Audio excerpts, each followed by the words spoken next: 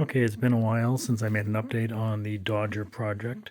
So here is an update. I've cut all the pieces out and I've sewn up some of the parts. You saw the side pieces with the pockets. So now here is the top panel that's done, that was cut out.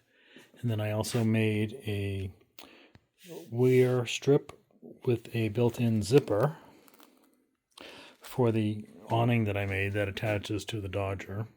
And I made a flap that covers it to protect it from the sun.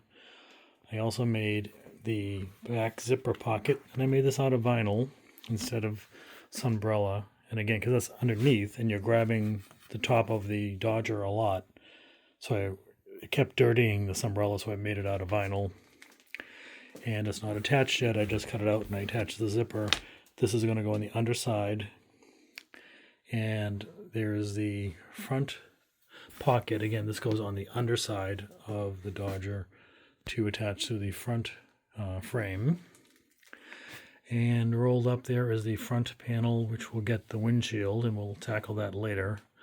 But this was just a milestone that I got all the pieces cut out for the top anyways. So I'm going to attach the pocket underneath, and then I will attach the wear strip separately. I'm going to do that for a reason. So if I have to replace this in the future, it can come off without disassembling the whole thing. The first time I did it with the old Dodger over there, this was sewn in between all the fabric. It was a sandwich, so I had to disassemble everything. This will be a separate sacrificial piece that you can just take off at your whim if you need to upgrade it. But that's it.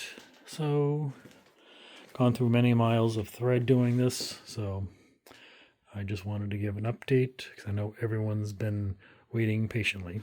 So, thanks again for watching, and don't forget to like and subscribe and ring the little bell so you get notifications. And thank you very much for watching. Thank you.